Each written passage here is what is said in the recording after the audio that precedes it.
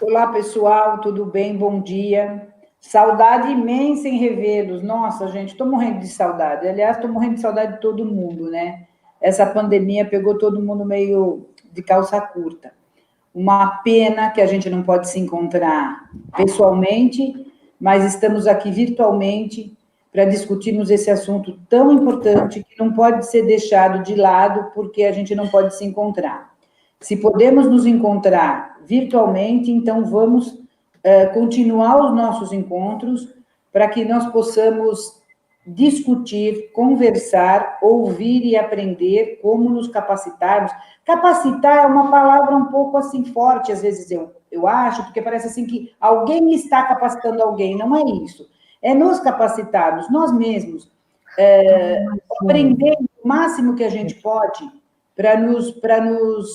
que nós podemos, né, para nos realmente nos fortificarmos, para podermos falar a palavra exata, para que o que saia da nossa boca sejam palavras realmente conscientes, principalmente diante de uma situação tão complicada como é do suicídio, agora acompanhada de uma pandemia.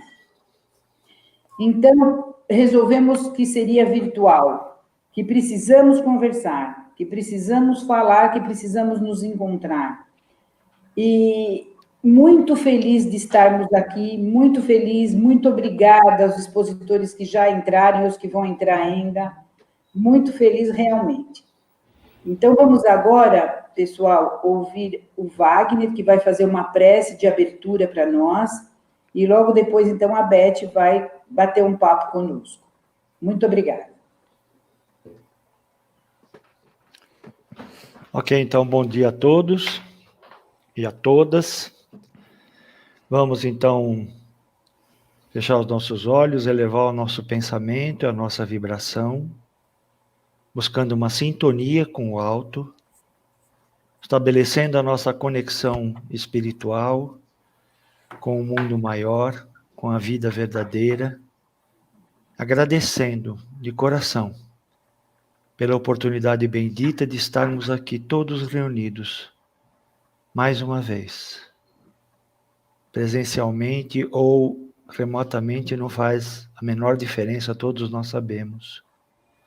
Unidos em nome do nosso Mestre Jesus Cristo, que afiançou que quando 2 ou mais estivessem reunidos em seu nome, ele estaria presente. Estás presente aqui conosco hoje, Mestre, por isso nós te agradecemos imensamente. Agradecemos pelo teu Evangelho, pelas tuas palavras, pelos teus exemplos, por tudo que temos obtido através desta doutrina de amor e de paz para as nossas vidas e para as vidas daqueles com quem convivemos.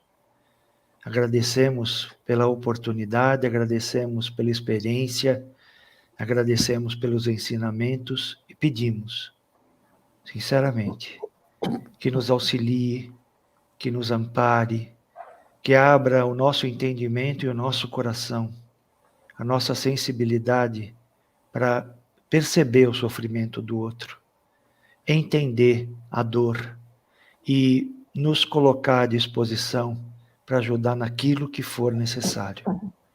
Que os trabalhos desta manhã sejam agradáveis ao teu juízo, Mestre, e que de alguma forma todos nós possamos ser instrumentos da tua misericordiosa paz.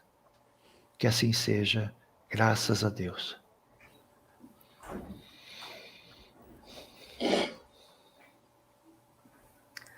Bom dia a todos, é uma alegria estar aqui, eu agradeço a presença de todos, e o assunto é esse hoje, o diálogo de ajuda, como bem falou o Wagner, né?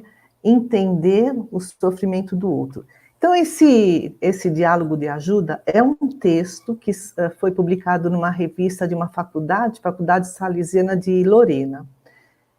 E é uma transcrição de uma palestra que um professor de lá e coordenador do departamento de pesquisa fez para os voluntários do CVV. Então, ele é psicólogo e mestre em educação. Então, primeiro nós vamos voltar assim para o nosso momento, como a Denise falou, né? Estamos num momento ímpar da nossa da nossa vida, pelo menos nessa nossa encarnação, é um momento sui generis. Essa pandemia, o que acontece? Cada pessoa está numa situação diferente. Então, tem aquelas pessoas que estão distanciadas socialmente. Então, o que é uma pessoa distanciada socialmente? É aquela pessoa que está em casa, mas ela até pode sair. Ela não sai porque ela quer diminuir o risco de contágio, mas é a balada da vez, né? A gente vai no mercado, na farmácia, mas tem aquelas pessoas que estão isoladas, literalmente isoladas. São aquelas pessoas que deram positivo para o Covid, o coronavírus disease, o 19, né? E elas ficam confinadas num aposento para que até a família não seja afetada. Então, a quarentena também, no caso da quarentena, são as pessoas que tiveram contato com alguém que deu positivo para o Covid, e aí a gente espera 14 dias para que não haja mais o perigo de transmissão do vírus, tendo ela sintomas ou não. Então, imagina, né? Cada pessoa está numa situação, fora aquelas que se arriscam no dia a dia para os trabalhos aí, para a manutenção da nossa sociedade. Aí tem outra situação, tem aqueles que estão literalmente sozinhos, 24 horas por dia sozinhos. Ontem uma amiga minha me mandou um WhatsApp dizendo, Beth, por favor, me liga, eu não tenho com quem conversar, eu fico 24 horas sozinha, no home office, mas eu fico sozinha. Mas tem, por outro lado, aquela família, ela está toda a família debaixo do mesmo teto, todos os dias, 24 horas por dia. Tem pessoas que dizem assim, nossa, nós estamos melhorando os nossos relacionamentos, a gente está se conhecendo mais, está tendo oportunidade de aprender a ser mais compreensivo e se ajudar, mas a maioria não, a maioria acha que está sendo muito estressante, é um sufoco, os conflitos surgem e aí surge esse fenômeno de hiperconvivência, aí as pesquisas dizem que está aumentando o número de casos de violência, principalmente em relação à mulher e à criança. Mas tem outras condições, tem aquelas pessoas que estão bem financeiramente, aquelas que não têm nem o que comer, aquelas que têm uma casa bonita, grande, ensolarada, confortável, aquelas que moram num cubículo, às vezes não toma nem o sol bate. Casos de violência, principalmente em relação à mulher e à criança. Então, todos esses são fatores de estresse. São gatilhos que podem levar à depressão, à ansiedade, à síndrome do pânico. A Universidade Federal do Rio de Janeiro fez um levantamento e publicou numa revista muito conceituada, internacionalmente falando, a Lancet, de que o estresse e a ansiedade, nesse momento, dobrou no número de casos, e no caso da depressão, mais de 90% de pessoas entraram para esse quadro.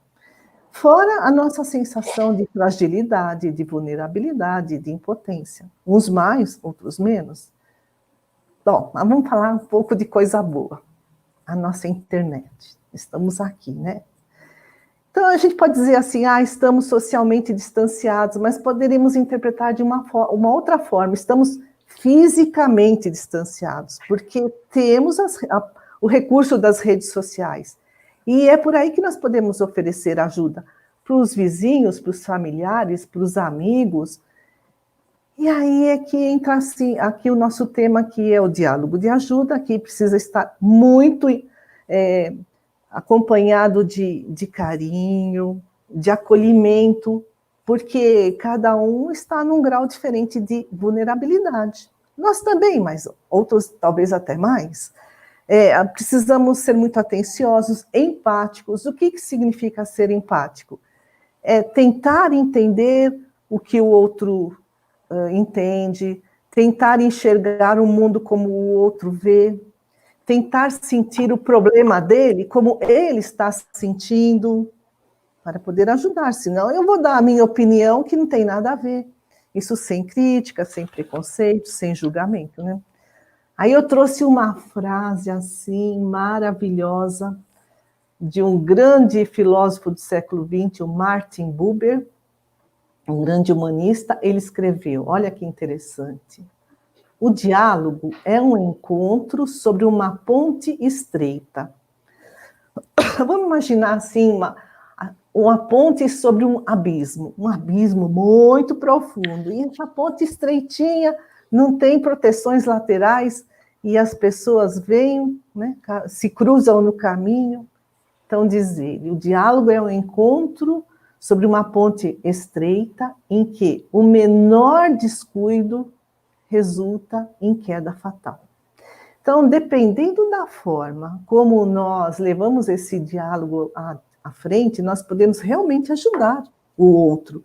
Ou não, esse diálogo pode ser tão desastroso. A gente, há mais de um ano, nós estamos nos reunindo, estamos nos capacitando para falar sobre a prevenção do suicídio. Esse desastroso pode ser até chegar, né, a casos de suicídio. Por isso que quando nós tivemos oportunidade de assumirmos esse diálogo de ajuda, precisamos entender que a pessoa que está à nossa frente ou no outro lado da linha é um ser humano. E ele é muito mais importante que o seu problema, mesmo que o seu problema seja imenso, mesmo que seja um problema prolongado, crônico, que dure toda uma encarnação. Mas é um ser humano.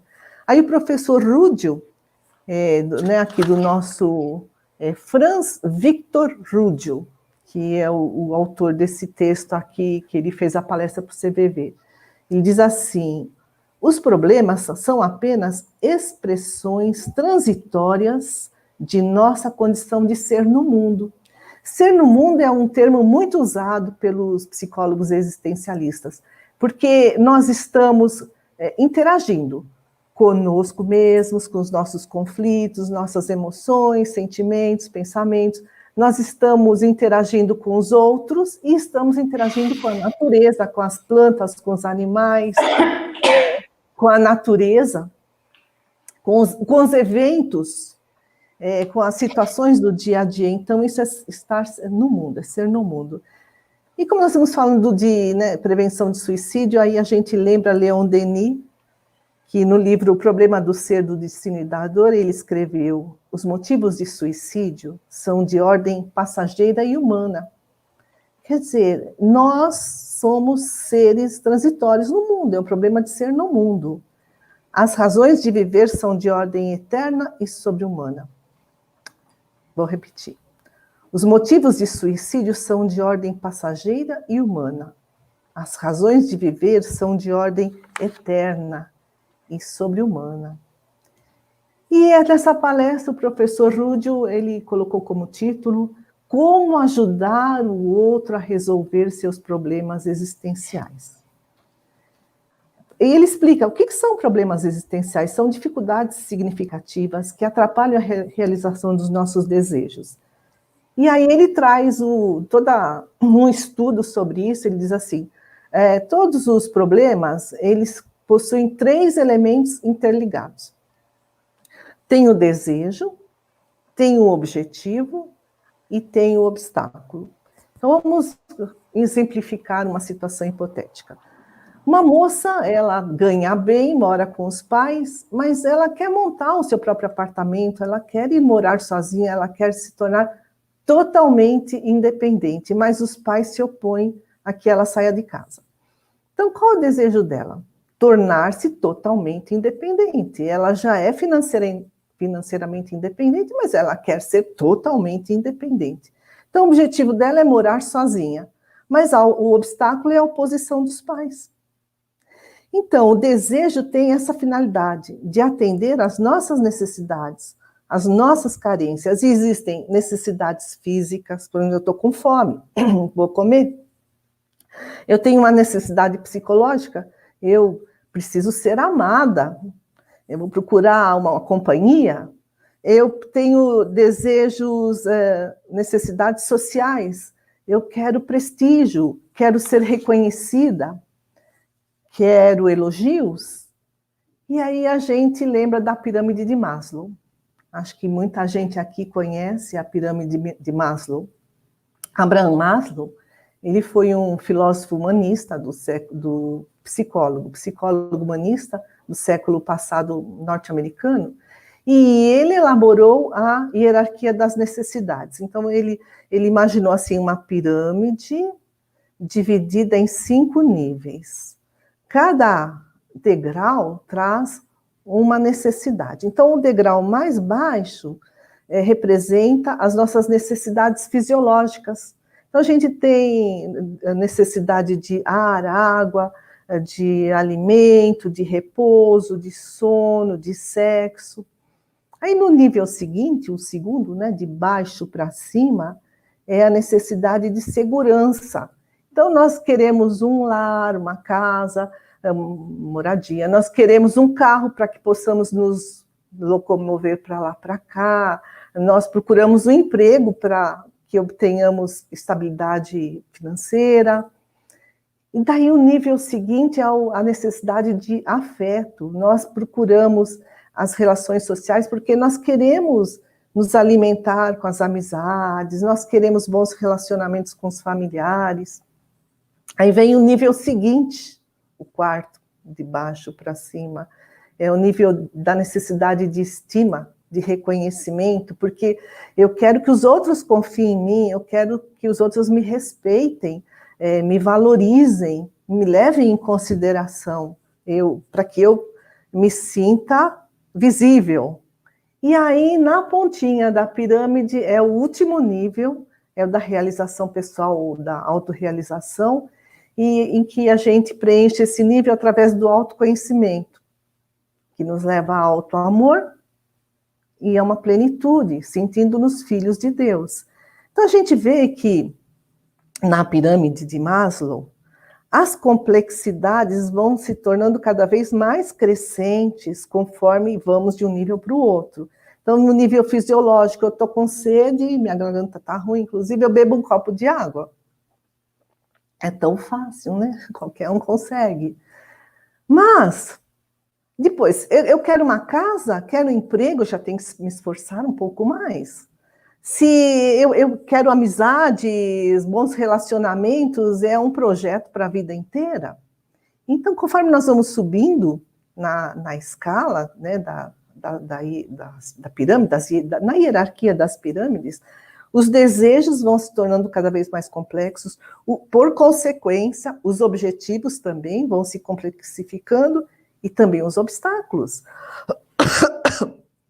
Por isso, esses desejos surgem, quando surgem os obstáculos, os problemas, a resolução desses problemas se torna cada vez mais difícil, exigindo cada vez mais de nós, maior capacitação, maiores habilidades sociais. Então, eu estou com sede, é fácil eu pegar um copo de água. Mas se eu quero entrar na faculdade, basta querer, como pegar um copo de água, que é um movimento, né, motor.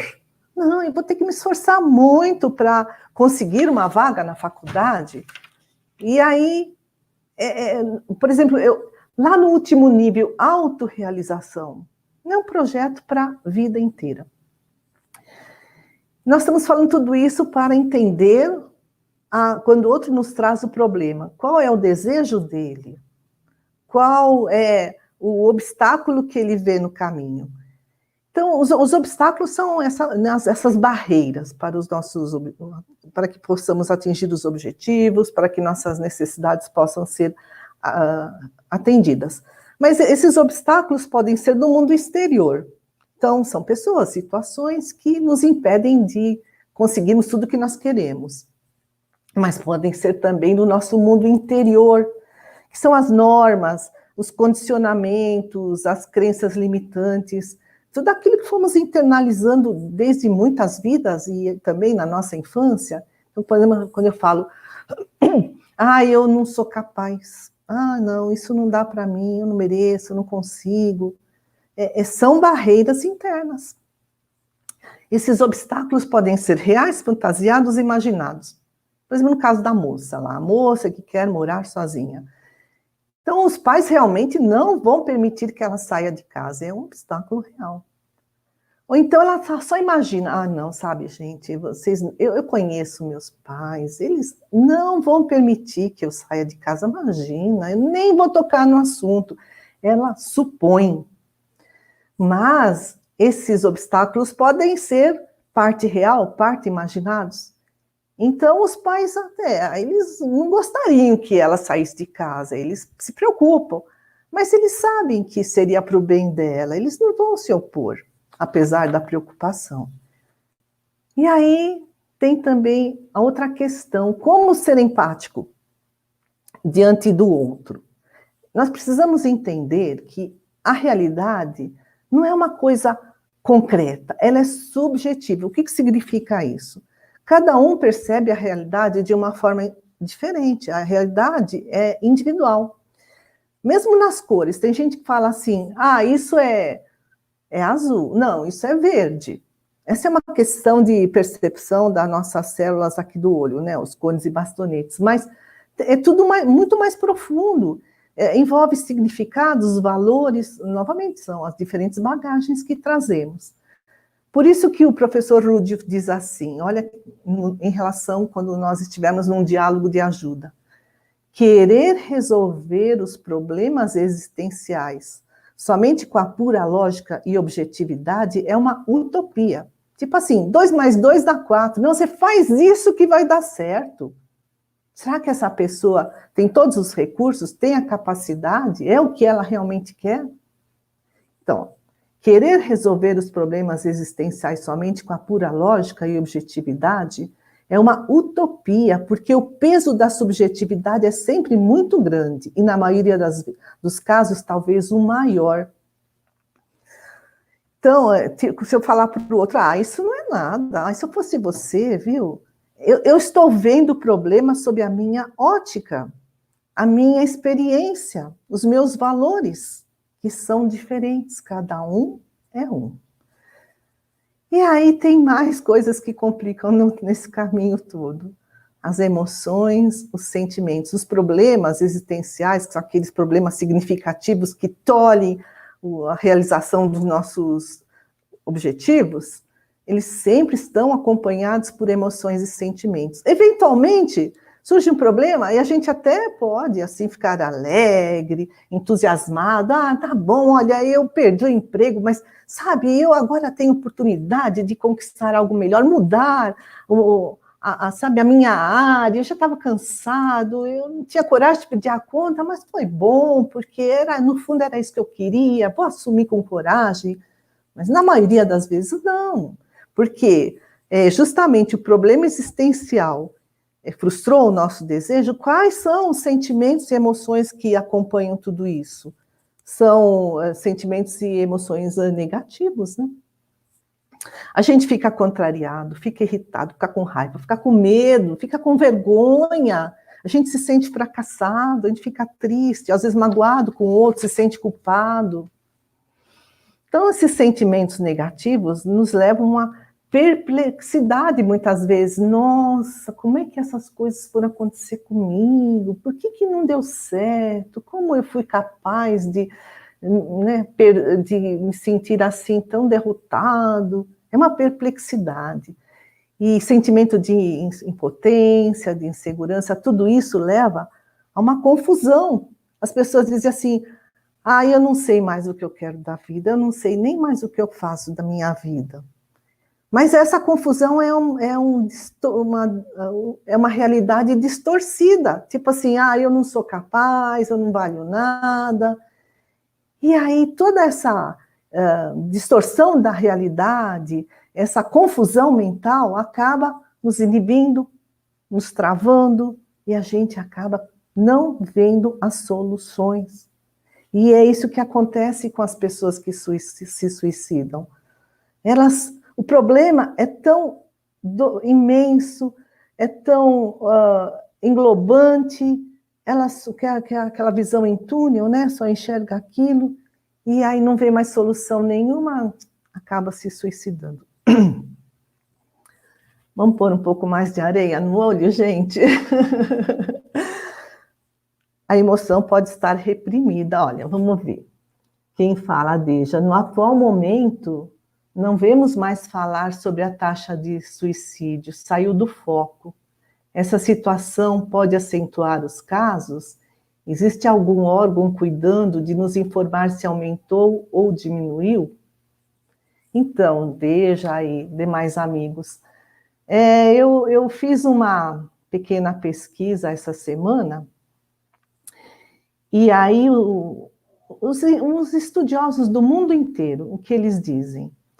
Que, no caso da pandemia, a tendência do suicídio é aumentar. Primeiro, há um recrudescimento da depressão, isso mesmo a Universidade Federal do Rio de Janeiro já comprovou.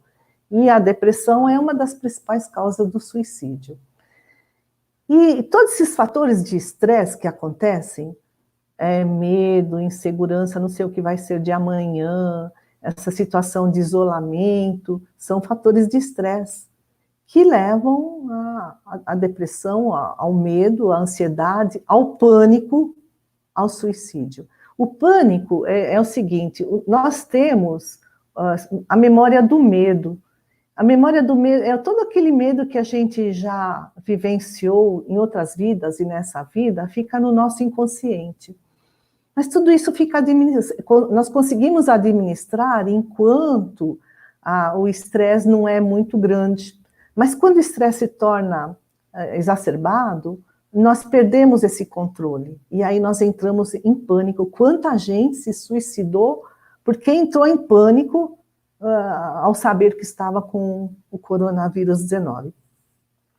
Mas as pessoas, os estudiosos de vários países, eles dizem que o pós-pandemia pode ser ainda pior em relação ao aumento de casos de suicídio. Por quê? Depois, a pessoa fala, mas o que vai sobrar? Nossa, eu perdi algumas pessoas da minha família, eu estou sem dinheiro, perdi meu emprego. E a solidariedade que está havendo hoje, esse voluntarismo, pode arrefecer depois da pandemia, porque cada um também vai lutar pela sua própria sobrevivência e às vezes acaba não tendo energia, fôlego para ajudar o próximo. Então, a tendência é que vai aumentar o número de suicídios durante a pandemia e depois da pandemia ainda mais. Se a gente entra na internet lá no CVV, tem muitos artigos do CVV falando que o que eles estão recebendo de pedidos de ajuda está, assim, um número alarmante no Brasil inteiro. Mas não, vamos voltar aqui, né? Vamos voltar aqui. Posso fazer um comentário? Claro, Fredson, por favor. Oi, gente, desculpa me intrometer aqui na palestra que está sendo um espetáculo da Elizabeth Simon, reconhecida mundialmente. Sobre o que a Deja falou, eu queria fazer um comentário, mas é um comentário pessoal, tá? Eu, como algumas pessoas sabem, aqueles que estão mais próximos, eu passei, até muita gente, na verdade, eu tenho passado por um momento bem difícil e em há mais ou menos uns 3 meses, 1 mês e meio antes de começar as crises da pandemia, eu precisei passar num pronto atendimento por conta de uma crise de estresse, e depois disso eu precisei ir para o CAPS, fui atendido por um psiquiatra, graças a Deus, uma pessoa muito atenciosa, ficou comigo mais de 1 hora, e me disse que eu estava entrando num processo depressivo, que eu precisava tomar medicação, entrou com a medicação, não me dei muito bem, depois passou para a famosa e famigerada fluoxetina, e eu comecei a tomar fluoxetina. Quando começou a pandemia, aí o que acontece? Eu tinha 2 caminhos, ou eu entrava em desespero, ou eu entrava em atividade. Eu diminuí o meu fluxo de trabalho, como era natural, pelo tal do fique em casa, que é muito importante, pelo menos eu considero, só que ao mesmo tempo a gente começou a fazer as lives do Recanto diariamente, todas as noites. Foi uma atividade que eu comecei a fazer, e comecei a fazer algumas campanhas para que a gente chamou de Quarentena Sem Fome. Estou fazendo propaganda não, estou dizendo o seguinte: por conta da pandemia, eu comecei a entrar em algumas atividades que consumiram meu tempo, e logo eu percebi que a fluoxetina não estava sendo necessária. Conversei com o médico que estava me atendendo, disse que eu estava querendo parar, porque eu não estava sentindo mais as coisas que eu sentia. Ele me pediu para parar por 1 semana, parei por 1 semana, voltei, ele falou que eu podia ficar sem tomar, mas qualquer necessidade eu voltar a falar com ele. Ou seja, nesse período, e por conta dessa experiência pessoal, eu não precisei, mas eu quero, na verdade, chamar a atenção para uma outra coisa que ele me falou. Quando as coisas voltarem ao normal, ainda que a gente saiba que vai ser um normal diferente do normal de 2019, quando as coisas voltarem ao normal, você volta aqui, porque o pós-pandemia para os depressivos, às vezes, isso está em perfeita sintonia com o que a Beth falou, foi o meu psiquiatra que me disse, o pós-pandemia às vezes é bem pior do que o pré-pandemia, né? E ele falou da pandemia, mas ele estava dizendo o seguinte, ele disse, e ele me explicou isso cara a cara, isso pode acontecer porque alguém da sua família morreu, porque uma empresa faliu, você pode naquele momento sentir que tem um gás a mais para trabalhar, para correr atrás, porque existe um evento externo te impulsionando. Mas quando esse evento externo, que agora é pandemia, lá nos Estados Unidos, em 2011, foi a queda do World Trade Center, na Indonésia foi o tsunami, as pessoas experimentam momentos de crise de maneira diferente, mas uma parcela das pessoas diminuem todos os sintomas da depressão, uma parcela das pessoas diminuem todos os sintomas da depressão, adquirem uma força que a gente não sabe de onde vem, mas quando passa o momento de crise, existe uma forte possibilidade dessa pessoa voltar para o estágio inicial da depressão, ou talvez até mais grave. Então, quando acabar a pandemia, volta aqui, foi o que ele me falou. Tá bom? Era só esse comentário, não sei se foi pertinente, penso que sim, mas eu estou descendo de novo e deixo vocês com a Beth. Obrigado. Obrigada, Fredson. A gente estava falando assim, de colocar mais areia no olho. Nós estamos falando de emoção e sentimento, que né, geralmente eles vêm de uma forma negativa, mas muitas vezes essa emoção pode estar reprimida, quer dizer, escondida, está lá no inconsciente. A pessoa não consegue elaborar, entender, identificar. Então, se a pessoa vem, né, está lá no telefone, eu estou com medo. Então, para que a gente consiga desenovelar toda essa confusão, ajudá-la a enxergar o que o outro está sentindo, nós podemos perguntar, mas você está pressentindo ou vendo algum perigo? Você está se sentindo ameaçada? Esse perigo é real?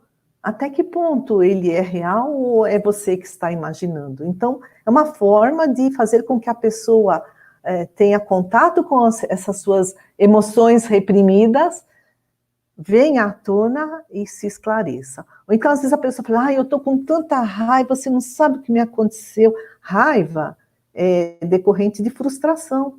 E a gente pode perguntar assim, puxa, mas o que você tanto queria e não conquistou? O que desejo que você não conseguiu realizar? Bom, você não conseguiu realizar isso por quê? E o que você pode fazer para conseguir? E que outras coisas tem para colocar no lugar? Então, a gente pode ir fazendo a pessoa pensar, sair, né, dessa visão em túnel e ver outras perspectivas. Ou se a pessoa está triste.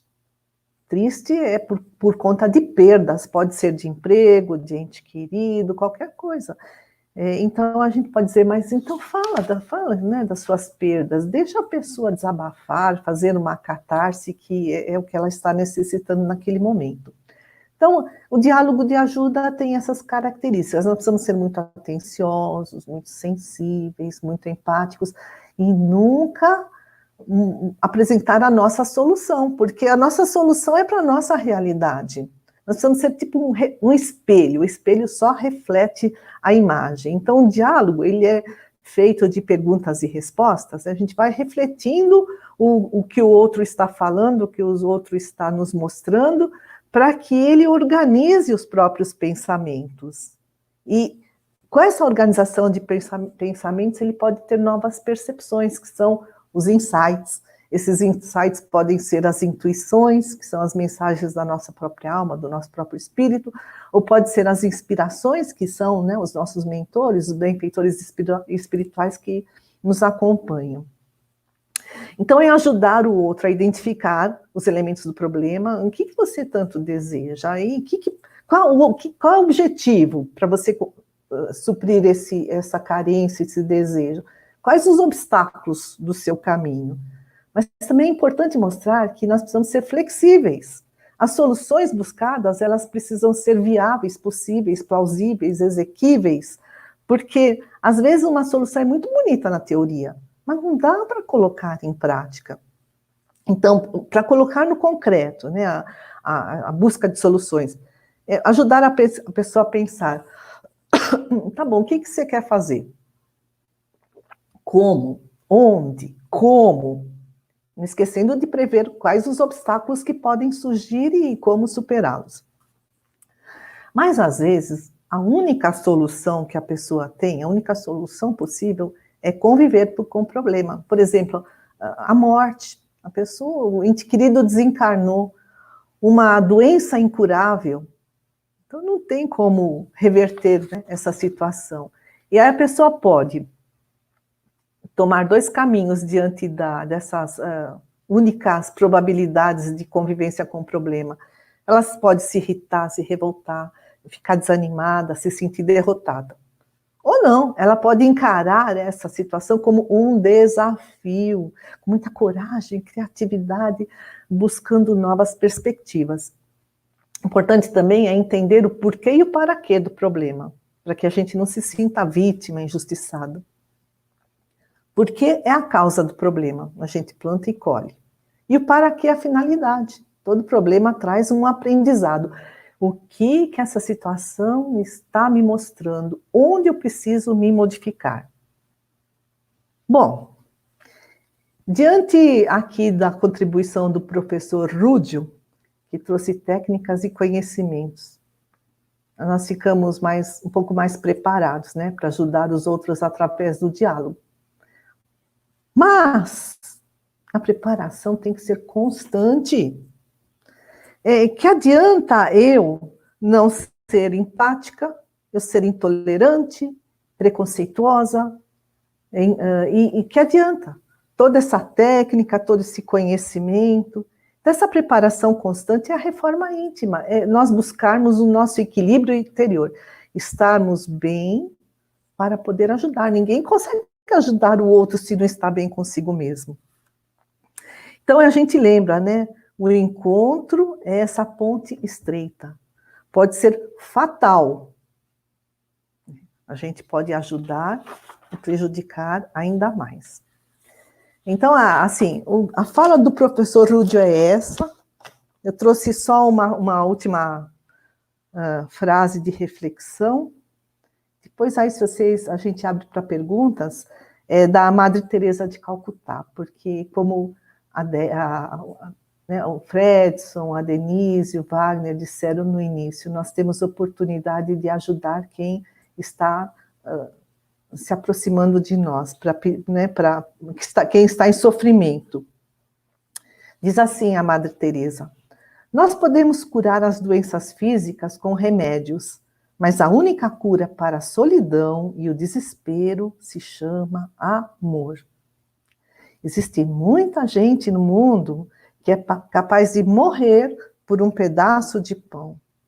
Mas existe muito mais gente capaz de dar a vida por uma migalha de amor, para conseguir uma migalha de amor. Gente, obrigada pela presença de vocês, pela companhia, e fico à disposição aqui.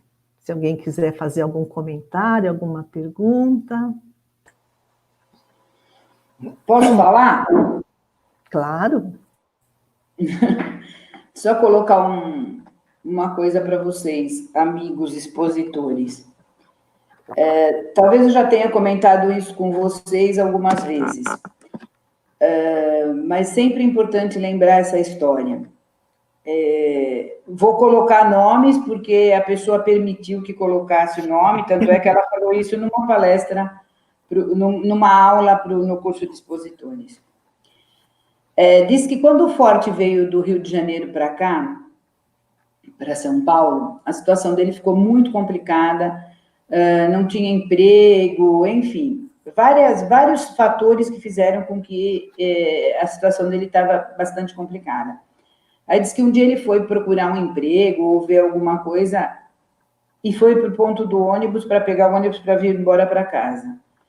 Quando a situação já estava ruim demais, vários problemas, desemprego e outras coisas. Aí começou a chover. E diz que essa água começou a subir pelo pé dele. E conforme foi subindo pelas pernas, diz que ele perguntou, né? Ele falou, meu Deus, por que está acontecendo tudo isso comigo? Por que está acontecendo isso? Então, diz que imediatamente ele ouviu, porque você tem que vivenciar o que você fala. Porque falar é muito fácil. Então, quando nós queremos ser expositores, quando a gente porque não é querer ser, gente, porque expositor já é, né? O expositor, ele já é, ele não quer ser, ele já é. Quando nós vamos lá e falamos, nós precisamos pensar que nós também podemos passar pelas mesmas situações. Que as coisas acontecem também com o expositor, com o dirigente de casa, tudo acontece com todo mundo, nós não somos diferentes de ninguém. Mas também fica mais fácil da gente consolar aquela pessoa que está passando por um problema. Fica mais fácil da gente falar para aquela pessoa, explicar para ela, contar para ela e muitas vezes nos colocarmos, todas as vezes, nos colocarmos no mesmo patamar. Olha, comigo também acontece, eu também tenho problemas, só que tem solução. E aí nós colocarmos o evangelho que nós conhecemos,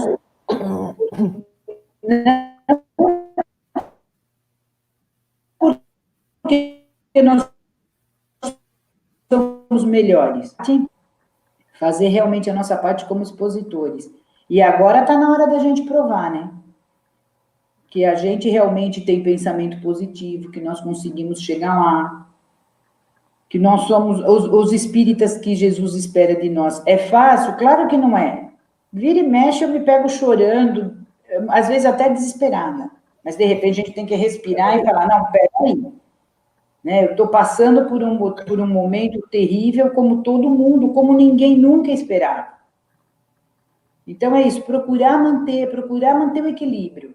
Procurar se estruturar, mesmo que seja embaixo de choro, embaixo de tristeza, mas nós não podemos desistir, gente. Nós somos espíritas, mais do que isso ainda, né? Aliás, mais não. Nós somos espíritas. E, além disso, nós somos expositores. Nós precisamos ter boas palavras, não palavras de desânimo, como a Beth falou. É isso mesmo, pessoal, é só isso que eu queria falar. Muito obrigada, viu?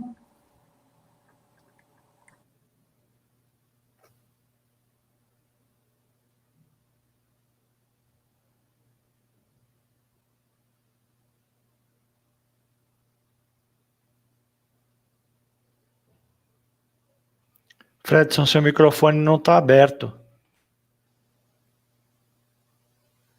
E agora estão me ouvindo, certo? Bom, a Ana Cris falou aí, mas já... Então, Cris, a gente havia planejado realmente uma fala não muito longa, né?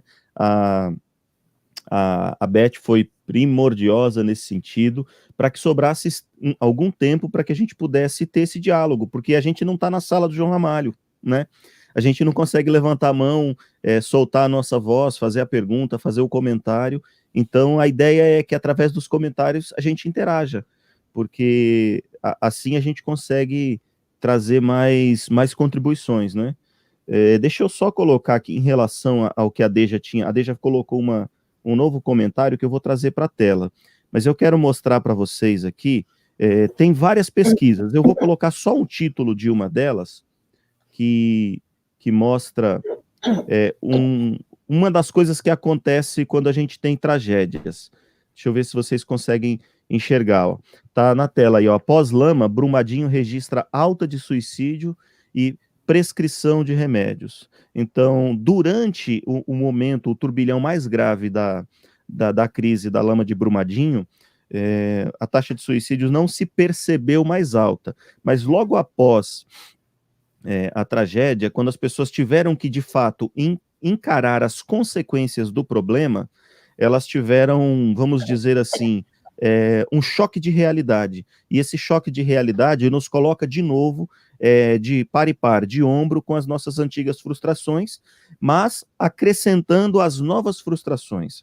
Eu não tenho aqui para mostrar para vocês agora, porque eu estou com um computador aqui que eu perdi todas as informações, mas eu tinha, né, vou ter que refazer as pesquisas, mas eu tinha uma porção de dados sobre, por exemplo, o pós-pandemia da gripe espanhola, sobre o que aconteceu, por exemplo, depois da Grande Depressão, da crise americana de 29 a 32.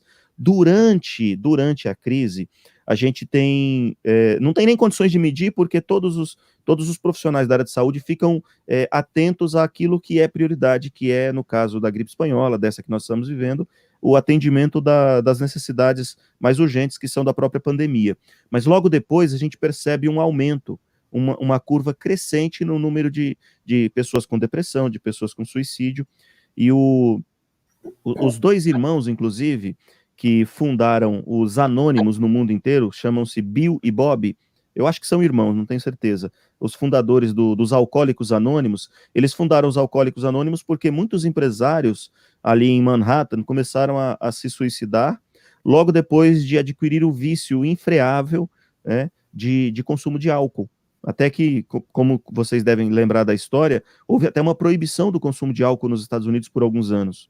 E os Al Capones da vida, os primeiros grandes traficantes, surgiram para contrabandear garrafas de cachaça, mas é uma cachaça mais cara, né? Mas basicamente foi assim que surgiu. E as taxas de suicídio normalmente aumentam depois.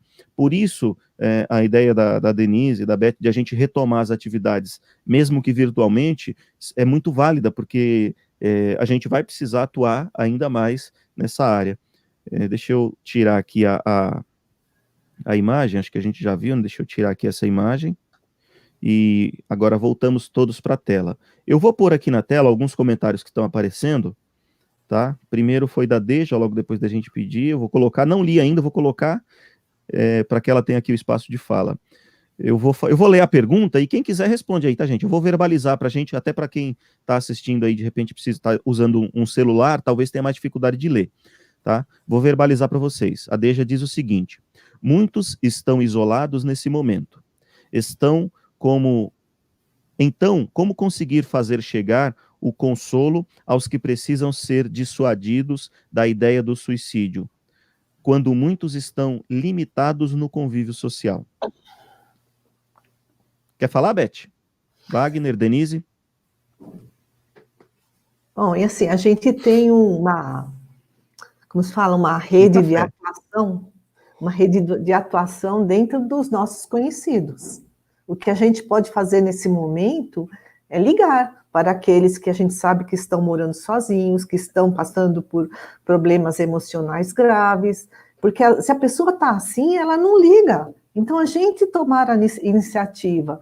Como é que você está? Não estou muito legal. Posso te ligar, né, mais vezes? Vai me ligando. A gente puxar a pessoa para o convívio social, puxar ela para a vida. Então, o que a gente pode fazer nesse momento é isso, porque por causa do isolamento social, a gente não consegue ir muito além. O próprio CVV está trabalhando à distância, com poucas pessoas que estão presencialmente, eles estão super atarefados. Então, a gente tem que se reinventar. Nesse caso, é ajudar as pessoas que a gente conhece, os familiares, amigos. Se a gente desconfia, será que aquela pessoa está bem? Será que não é o nosso mentor nos dando um toque? O mentor dela avisando o nosso mentor para que a gente ligue? Então, não deixa passar essa oportunidade, né? Uma ligação, a gente está em casa mesmo, deixa muita coisa para lá e vai bater um papo com a pessoa nesse sentido, né?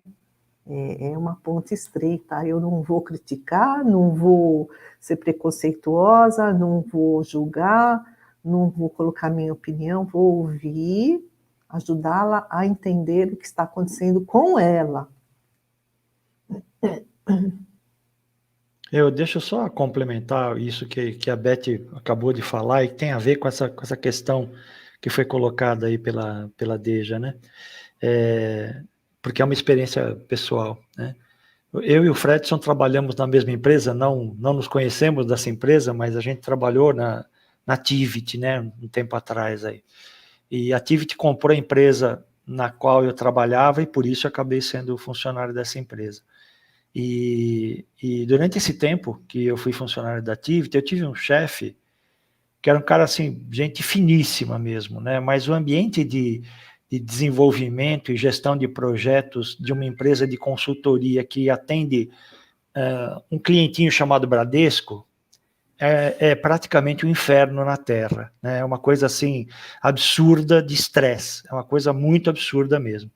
E essa pessoa, esse Fernando, que era meu chefe na época, eu percebia, né, que ele era uma pessoa boa, coisa e tal, mas a gente não conseguia se relacionar tanto assim pessoalmente, né, a ponto de, sei lá, um ir na casa do outro, conversar sobre coisas que não fossem praticamente só relativas ao trabalho e ao estresse do dia a dia. Mas depois aconteceu que essa empresa que comprou a nossa empresa, né, que era a Tivit, comprou também uma outra. E por conta disso começou a inchar de gente dentro da empresa e eles começaram a se livrar dos profissionais para poder fazer uma substituição. Resultado, né?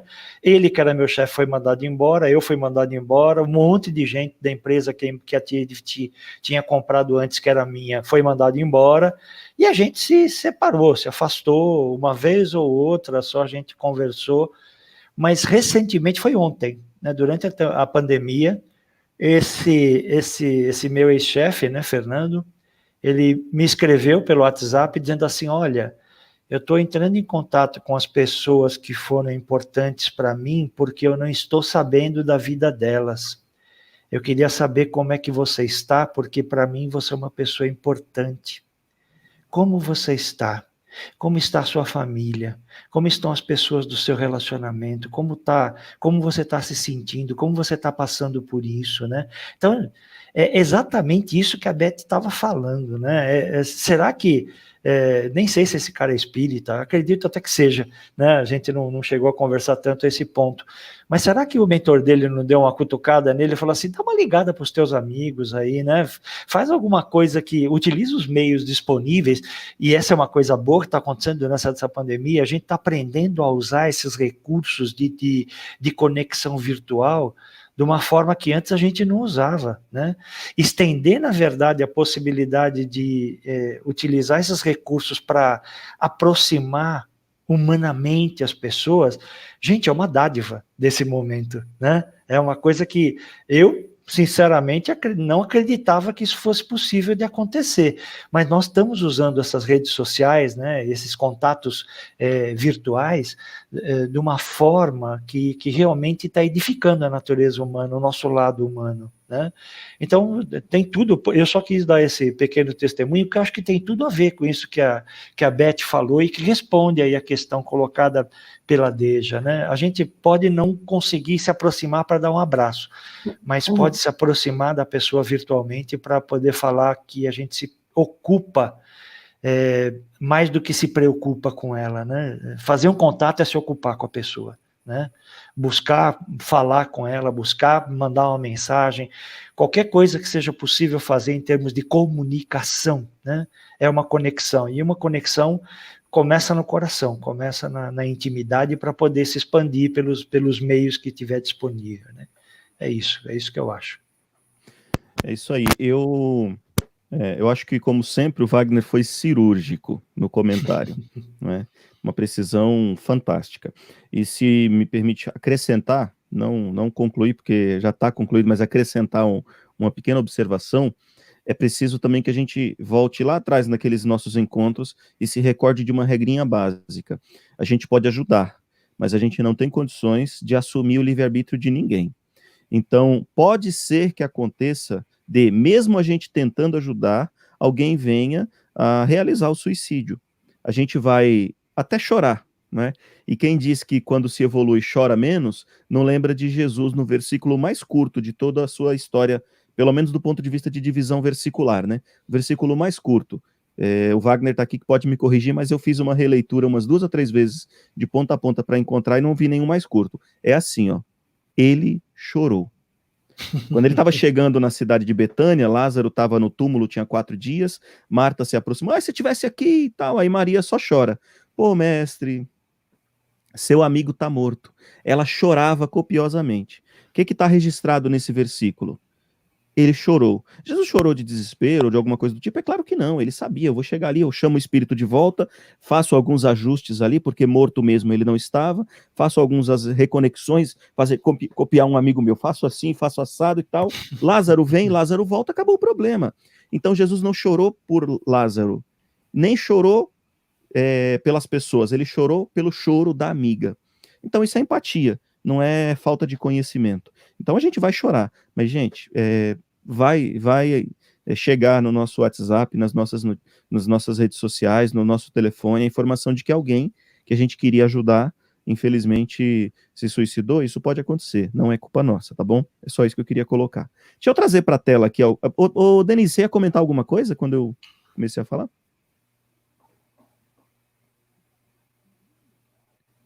Não estamos te ouvindo, Denise. Bom, enquanto a Denise vai tentando abrir o microfone dela lá, que a gente não está ouvindo, eu vou colocar aqui alguns comentários para a gente poder fazer, ainda que virtualmente, uma interação. A Ana Cris falando aqui da palestra, Beth. Grandes ensinamentos para mim, tá bom? Eu estou colocando porque, de repente, alguém está usando o celular e não está conseguindo ler direitinho, então na tela fica mais fácil, até a gente se sente mais parte, né? O Jorge também, acho que Jorge Luiz Corrêa também fez aqui, ó, algum comentário, isso mesmo, Denise, sobre a fala da Denise lá, da historinha que o Forte contou. Essa história do ônibus é famosa, hein, Denise? O Forte não se esquiva de usar o exemplo pessoal de maneira bem colocada, né? A Roseli aqui, Roseli Agostinho, também tem um comentário. Denise, como você disse, às vezes a gente também cai, mas o importante é levantar, acreditar que tudo tem um porquê. É difícil alguém usar o porquê certinho assim, né? Que legal, um porquê junto e acento no final. E usar o evangelho em nosso benefício. É isso aí, Roseli, é verdade, você tem razão. Qual é o comentário que tem a sequência aqui? De tristeza e o muito dito, infelizmente, é o seu karma. Resigne-se. Palavras de altruísmo, verdade.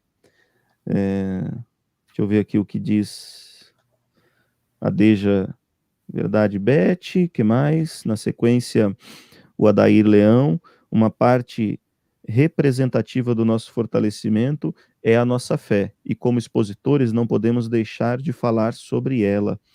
A gente costuma dizer, a gente até falou isso nos nossos encontros presenciais muitas vezes, que qualquer palestra espírita é preventiva, né?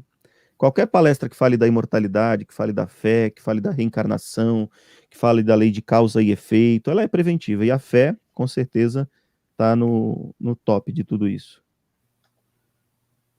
Virtual, lindo. Ô, Deja, inclusive, Deja, deixa eu te dizer uma coisa, você devia cantar pra gente. Você canta muito bem, hein, menina? O pessoal talvez não esteja te acompanhando lá, mas eu não perco uma, você canta muito bem, né? Meus parabéns mesmo. Deixa eu ver o que a Fatinha está dizendo aqui para a gente. Nesses momentos, os hospitais psiquiátricos ficam superlotados. E após a passagem do evento dessa natureza, se posso usar essa palavra, a situação se agrava. A parte que nos cabe é ouvir e ajudar. Verdade. Deixa eu comentar. Eu ia até comentar, deixei de lado o comentário que eu ia fazer, porque o comentário do Wagner foi exatamente na mesma linha. Mas eu criei o hábito pessoal, né? Talvez, não sei se vale como sugestão, mas eu criei o hábito pessoal.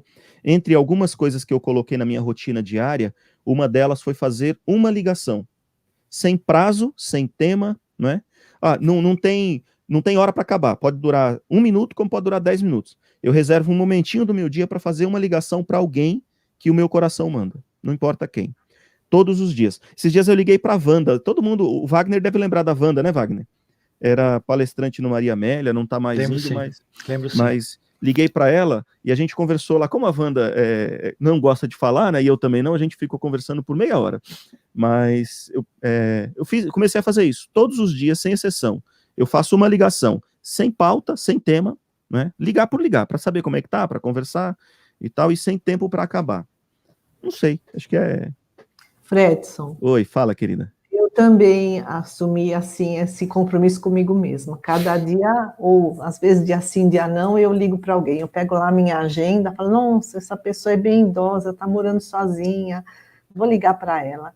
Então, eu vou selecionando as pessoas que eu acho que possam estar precisando de um bate-papo. Eu também assumi uma tarefa assim para mim, eu acho muito bacana. A gente até reativa as nossas amizades, os nossos contatos. Verdade. Fredson, Oi. acho que você está descendo nos comentários, acho que passou que é uma sugestão da Delva, às 10h54, dá uma olhadinha aí. Deixa eu ver, se passou foi deslize meu. Não, Pronto, vou trazer de volta, depois eu ponho do Wagner novamente. Leia aí, Wagner, leia aí. Não, tá lá, talvez pensar em dinâmica de estudo com livros da doutrina da própria Joana, em referência a suicídio e estudos da área científica também. É uma sugestão da Delva, né? Talvez a gente possa, inclusive, fazer isso dentro do nosso ambiente aqui, né? Mesmo virtual, aqui, talvez uma oportunidade de fazer isso para próximo encontro, tal. Eu acho uma ideia boa.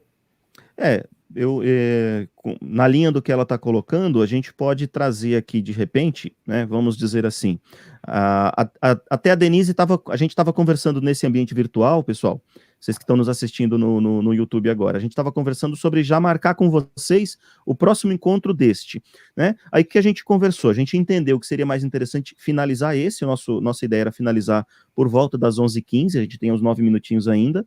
E assim que a gente finalizasse, no grupo de WhatsApp, no nosso grupo de WhatsApp, Amigos da Prevenção, a gente perguntasse para vocês o que vocês acham, uma vez por mês, com qual frequência, não é? E qual formato, se vocês gostaram desse ou não, se foi produtivo na opinião de vocês.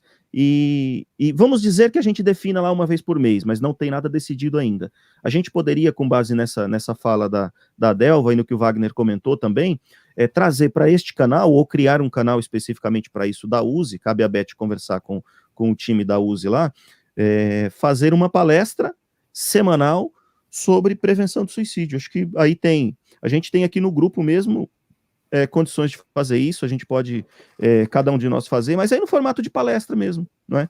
Ou no formato de debate, como a gente está fazendo aqui, aí não precisaria ser fechado, porque hoje, essa reunião de agora, então quem estiver assistindo depois, vai entender talvez um pouco melhor com essa fala que eu vou fazer agora.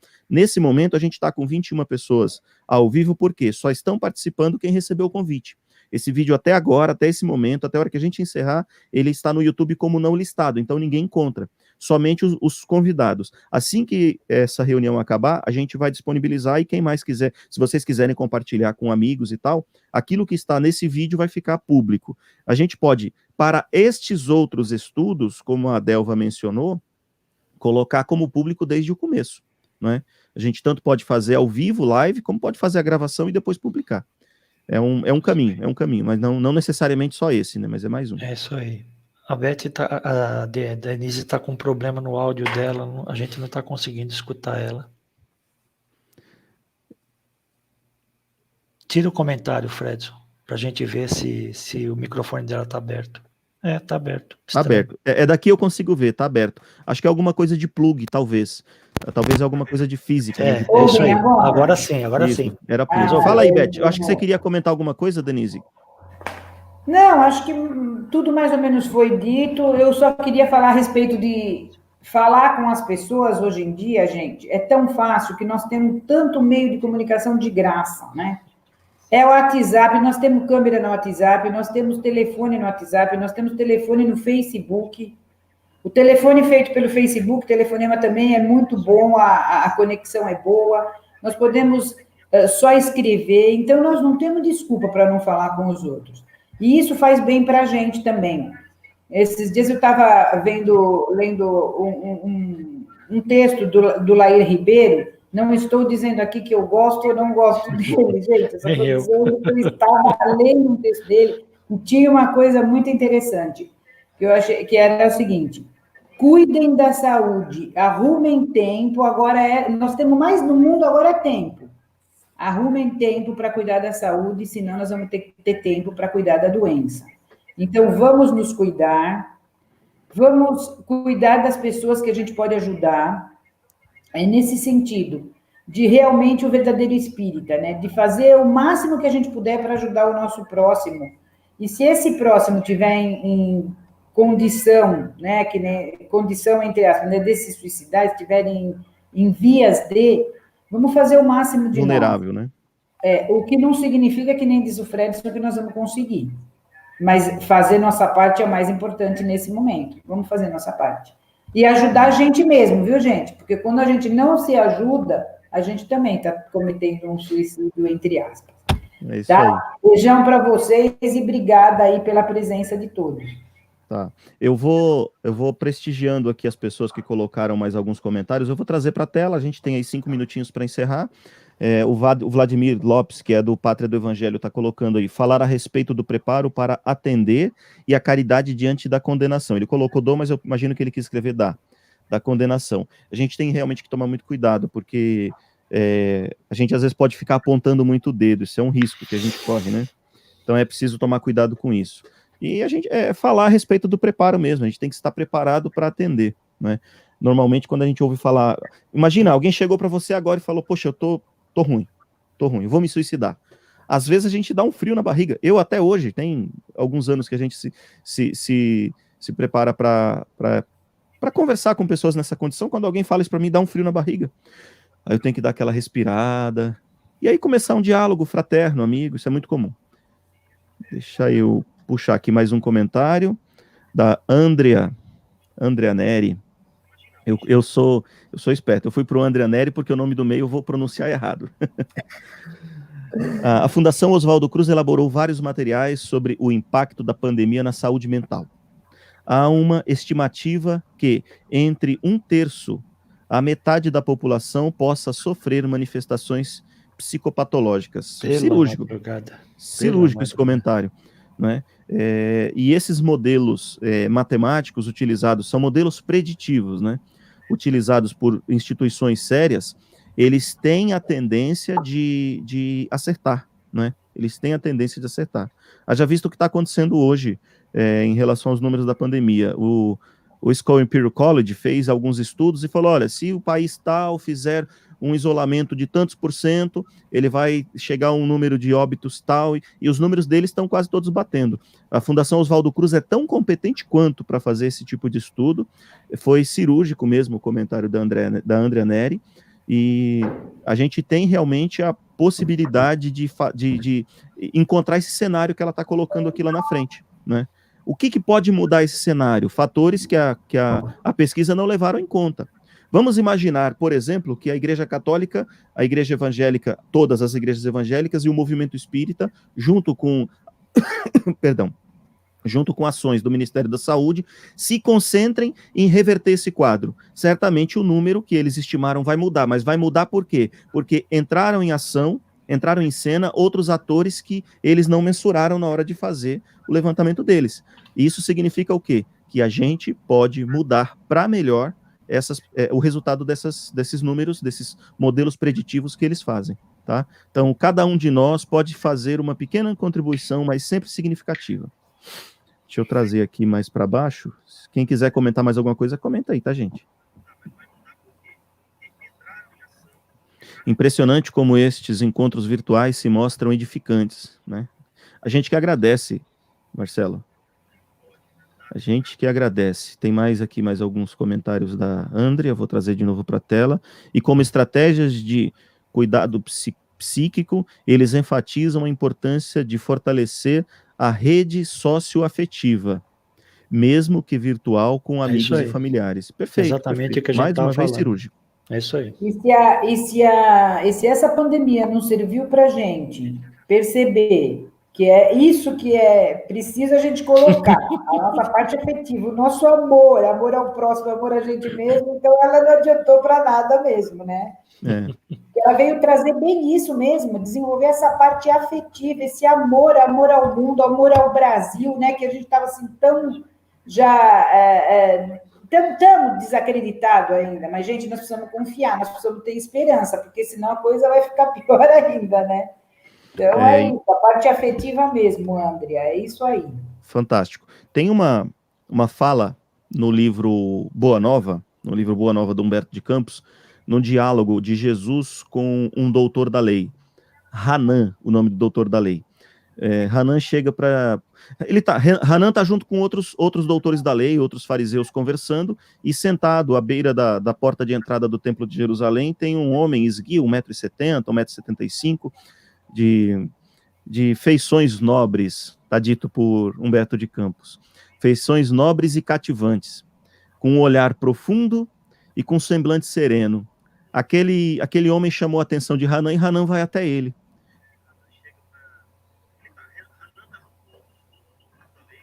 Ixi, congelou o Fred.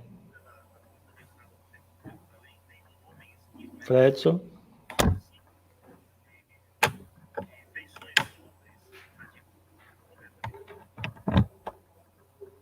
Gente, vamos lá. O Fredson deu uma congelada aí. Eu acho que a gente está no ar, né? Isso, nós três estamos. Acho que foi alguma coisa com a transmissão do Fredson. Então, eu vou continuar lendo aqui os comentários, mesmo que eu não consiga colocar na tela, eu vou continuar lendo os comentários só para... Ah, ele apareceu de novo. A minha conexão caiu, gente, mas vamos lá. Deixa eu trazer isso de volta para cá. Nós estávamos assim? Isso. Não está muito... A sua congelou. Enfim, lá, mas pode... Enfim. Fala do Hanan. E o Hanan vai até Jesus e pergunta para ele, Nazareno, o que fazes em Jerusalém? A conversa é longa, tá, gente? A conversa é longa. Vamos só pegar esse ponto. Venho a Jerusalém para implantar, para trabalhar na fundação. Ele coloca assim, para trabalhar na fundação do reino de Deus. Essa é a primeira pergunta. A segunda pergunta, reino de Deus, e o que pensas tu que venha a ser isso? Jesus responde, o reino de Deus é obra divina no coração dos homens. Obra divina no coração dos homens. Quando o diálogo se estende, eu sugiro que vocês leiam, vale muito a pena, mas quando a gente pensa em obra divina no coração dos homens, Deus, como dito por muitos filósofos, eu gosto muito da expressão joanina de Deus, João, né? Deus é amor, né?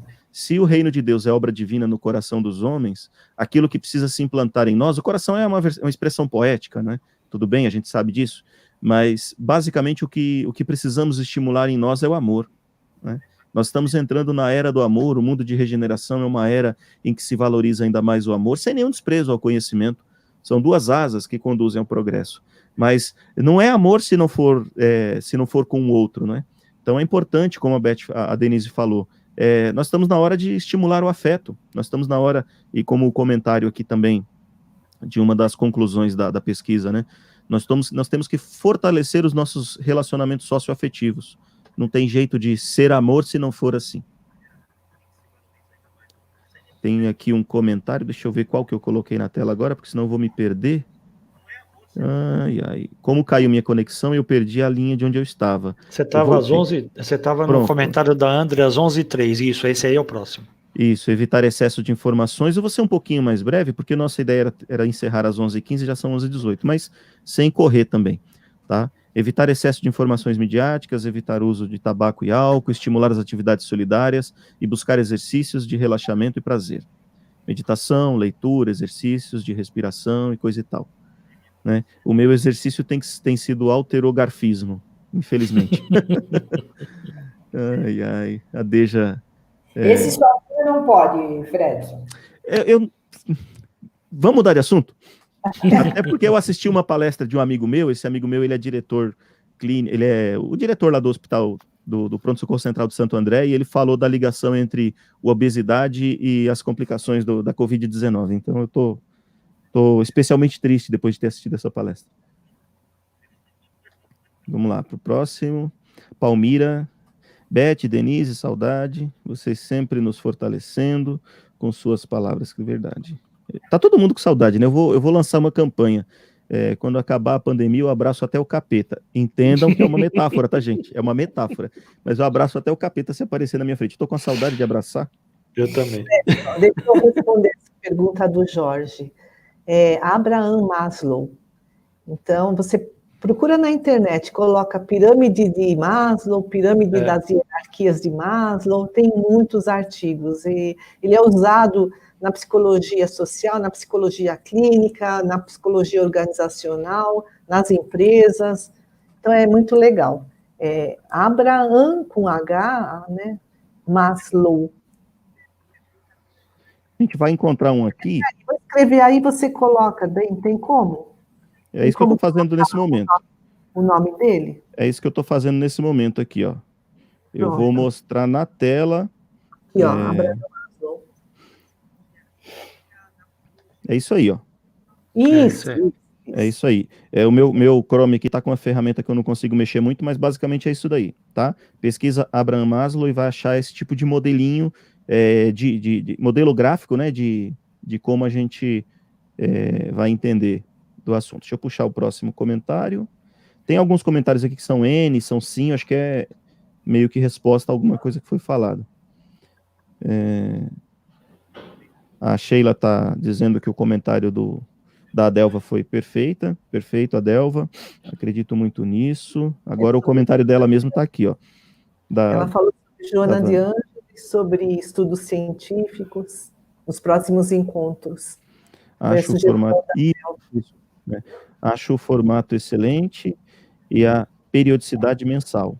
Legal, a Wanda já deu aqui a opinião dela a respeito do que a gente estava perguntando. A Ana Cris, vamos ver o que ela colocou. As pessoas nos procuram, o WhatsApp aumentou demais, pessoas se sentindo solitárias, mesmo dentro de casa com os seus. Então, aproveito a tecnologia gratuita do sistema para as ligações. Isso aí, perfeito. Não tem nem o que comentar. Vou descer aqui um pouquinho. Qual é o próximo? Seria maravilhoso, né? Acho que seria. Vamos para o próximo. A Deja. Precisamos orar bastante para manter o nosso próprio equilíbrio, pois está difícil. Oscilamos muito. A atual situação é muito impactante para todos nós. Gente, fala, Wagner. Não, é isso mesmo, é verdade, né? Não, é como foi dito, a gente como expositor, a gente não está alheio a ser alvo de problema, né? Tudo nos impacta, né? Não tem como ser diferente, mas a gente precisa não deixar a peteca cair.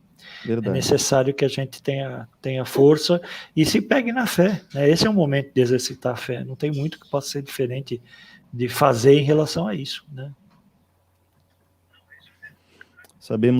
Sabemos que tudo passa, nunca perderemos a fé, a esperança, nunca perdermos a fé, a esperança. Tem um comentário aqui do Oswaldo, que eu acho que foi uma coisa que ele tentou comentar lá na frente, ele colocou em vinha de luz e colocou alguma coisa que eu não consegui ler o restante, né? Mas deve ser aqui agora, ele está fazendo o comentário na íntegra, Oswaldo, muito obrigado. Em vinha de luz, 31, deve ser a lição número 31, de ânimo forte, porque Deus não nos deu o espírito do temor, mas de fortaleza, amor e moderação. Paulo, em 2 Timóteo, capítulo 1, verso número 7. É um tema interessante para a gente estudar. Vinha de Luz é um livro simplesmente fantástico, né? Mas assim, gente, quando eu tô com o Wagner na tela ou por perto, eu fico com vergonha de comentar o evangelho. Toma banho, que isso, ó cara, meu. Eu chego lá, Wagner, eu chego lá. Ó cara. Deixa eu voltar aqui. Tem mais alguns comentários para a gente olhar. Deixa eu ver, da Delva, mais um da Delva. Sugestão para um bom entendimento. Leiam o livro Atendimento Fraterno do Projeto Manuel Filomeno de Miranda, né? Todos nós somos atendentes. Eu costumo pensar isso mesmo, sabe? Mesmo fora da sala do atendimento fraterno, algumas casas chamam de triagem, outras de orientação, a maioria de atendimento fraterno. Mesmo fora da sala de atendimento fraterno, todo mundo precisa estar preparado, porque é na rua às vezes, né? Na rua, na chuva, na fazenda, ou numa casinha de sapê, alguém pode procurar pedindo ajuda. O que eu vou ter para oferecer? Vamos fazer uma poesia aqui, meio que de cordel. Baiano tem facilidade para isso. E quando nós trabalhamos na casa espírita, não só, em outras religiões também, mas como nós trabalhamos na casa espírita, que a gente é expositor, encaminhador, enfim, qualquer que seja a nossa tarefa, parece que, e é lógico, né, gente? O plano espiritual já dirige, já direciona. A gente vai no médico, você senta na cadeira, daí 2 minutos alguém vem falar o problema pra gente. Não é assim? Acontece isso com a gente, porque o plano espiritual já direciona, então estejamos preparados para ajudar, né, gente? Isso aí. Eu estava pensando uma coisa, deixa eu só comentar alguma coisa. Eu estava pensando uma coisa, gente, estou vendo que nós estamos levando 1h30 hoje para ter a palestra, os comentários, ler as mensagens. Então, acho que isso pode ser aí um termômetro para a gente saber quanto tempo a gente vai precisar. O que vocês acham? É o que eu imaginei. 1h30 é um tempo bom. Palestra mais curta, um tempo para o bate-papo. Esse comentário ele é bem produtivo. Legal. Isso para os encontros deste grupo. Aquela outra ideia de fazer, por exemplo, estudos pontuais, aí a gente pode só colocar a palestra com um tempo também de uns 40 minutos, mas só a palestra mesmo. Mas para esse modelo de encontro, de repente, como disse a Wanda, acho que foi a Wanda, uma vez por mês, nesse mesmo formato, das 10 às 11h30, para mim tá ótimo. Também acho que tá bom. Tem um filme, esse filme eu assisti esses dias, baseado num livro do Augusto Cury, Não Desista dos Seus Sonhos. É o Vendedor de Sonhos, né? É o Vendedor de Sonhos, o título do filme. O José Neto acho que entrou agora. Se entrou agora, querido, assim que a gente encerrar, dá uns 20, 30 minutos, provavelmente o vídeo já vai estar disponível para ser assistido do começo. Caso você tenha entrado agora, eu imagino que sim. Dá o nome do canal. O canal como é que é? Espiritube? Espiri, seria espiritismo sem o restante, né? Espiri, espaço, tube. Né? Isso aí. É uma mistura de espiritismo com YouTube. Eu não encontrei um nome melhor para criar. Gente, muito obrigado. Essas reuniões nos fortalecem. Um cheiro para todos. Saudades de olhar ao vivo na carinha de todos. O tempo do encontro está ótimo. Legal. Deja, mas como eu disse, canta mais. Tá bom? Canta mais. Você canta bem. Você canta bem. Nem que seja de maneira amadora, canta mais. Acho que esse foi o último comentário, né? Vamos nos preparar para o encerramento. Eu vou... Quem vai fazer a prece de encerramento? Você pode fazer, porque eu fiz a abertura. Eu mesmo?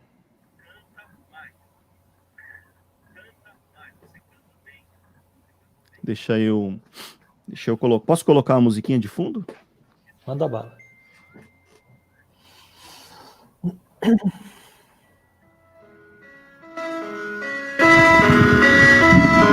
alto. A música tá muito alta? Agora tá legal.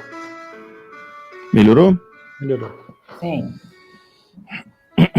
Então vamos buscar na intimidade do nosso ser, na nossa realidade íntima, estabelecer conosco mesmo um encontro pessoal. Estabelecer conosco mesmo uma sintonia. Mas de nós que a sintonia seja com a parte divina. Existe dentro de cada um de nós a centelha do Pai Criador. Que possamos encontrar esta luz que é Deus em nós, e assim encontraremos o Deus do universo, a alimentar a nossa alma, a fortalecer o espírito que somos, para todos os desafios, para todos os testemunhos, para todas as tarefas, que cada um de nós individualmente precisa realizar. E Jesus, te pedimos que esse fortalecimento seja derramado sobre todos os expositores, amigos e irmãos espíritas que aqui estamos reunidos, para, acima de tudo, realizarmos também coletivamente, em teu nome e em nome de Maria de Nazaré, a tarefa de amparo, a tarefa de prevenção, de socorro, as almas doloridas que pensam na morte como solução para o problema. Esteja conosco, Jesus querido, esteja conosco, Maria, mamãe por adoção, mamãe por amor e por carinho.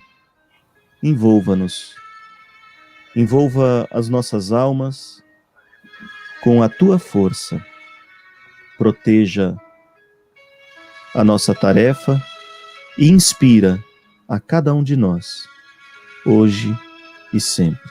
Porque hoje e sempre somos e seremos necessitados do envolvimento do bem e do amor maior. Que Deus a cada um de nós abençoe, abençoe os nossos lares, as nossas famílias e nos mantenha de pé. Graças a Deus. Graças a Deus.